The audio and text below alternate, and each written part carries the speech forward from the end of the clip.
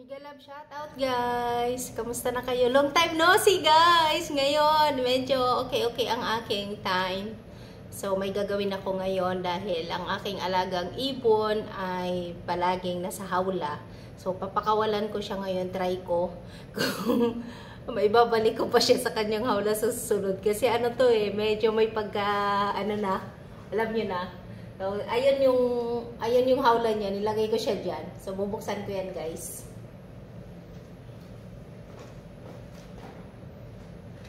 Uy, bulbuli! Come out. Yan na, come out, bulbuli.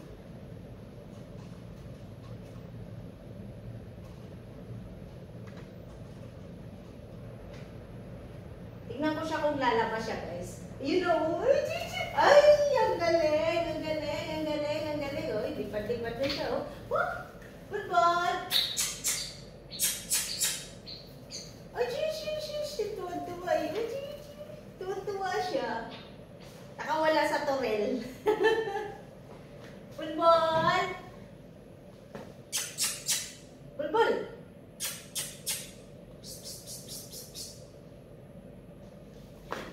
Nakakatawa siya, guys. Yan siya, oh.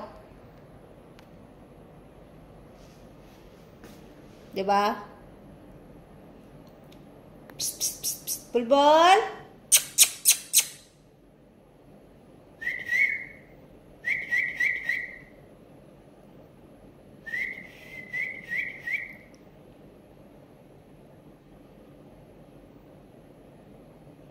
Tuwang-tuwa, nakawala sa turil. Nakawala sa turil si Bolboli. Bolbol, come. Come. Huwag kang tumain dyan, sasakalin kita. Uy. Bulbol. Yan. Yung.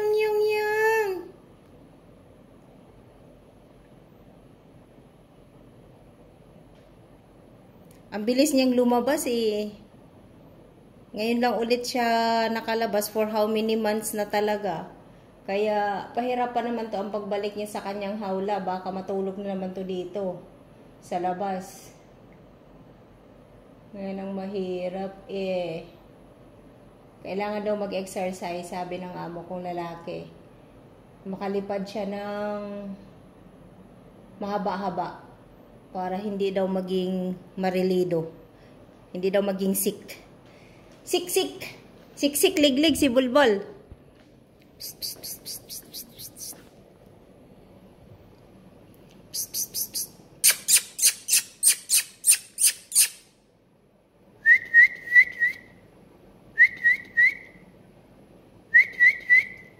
Ay, huwag kang tumae.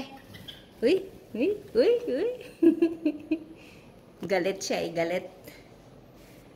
Galit si Bolbol. So, pabayaan natin siya doon, guys.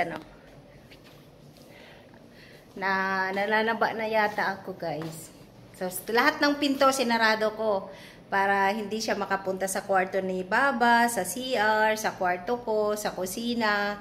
Ayan. Para dito lang siya sa sala, paikot-ikot.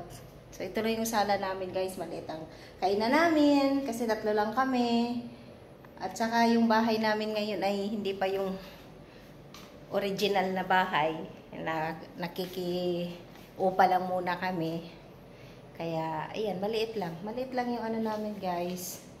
Pero yung kwarto ko, master bedroom. Diba? Ang kwarto ko pala binuksan ko lang kasi doon ako mag-stay eh. Pwede naman dito lang ako sa sala. So, ayun guys. Hanggang dyan lang yan siya. Mamaya na. I-end ko na yung aking vlog.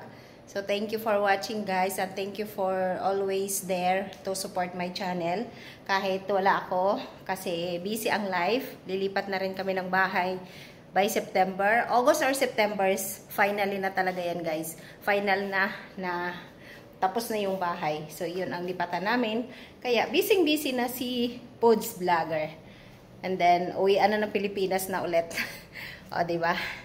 Ayun, yun lang. Salamat sa inyong lahat. Ingat. God bless everyone. Si Bulbul andoon pa rin siya sa taas. O, yun. Hindi siya alis dyan. Hanggang mamaya pag dumating si Baba. Kasi pinalayas ko. Ang amo kong babae na dito sa isang room. Nagpipainting pa rin siya. Ipiflex ko lang pala guys. Hindi pa rin siya matapos-tapos dito sa kanyang banga. Ayan o. Uy. May ano pa pala, may painting pa. Basa-basa pa. So, ayan siya. Kung ano-anong pinagagawa niya Yan ang banga. Tapos, ito rin, mga banga, Tingnan mo yan, guys. Mga banga. May pagkain na kami dito ng kalabaw. Ayan. Banga din to. So, ito yung pangkabuhayan showcase namin, yung dalawa ng amo ko. Di ba? Ang ganda. Pag nandun ako sa salamin, ang taba. Pagdating doon sa bahay namin, ayun, maganda na talaga kasi maraming bulaklak. Lahat dito, mga bulaklak yung paligid. So, ayun guys, bye-bye. Thank you so much. Bye-bye. God bless everyone. Doon pa rin ang bulbul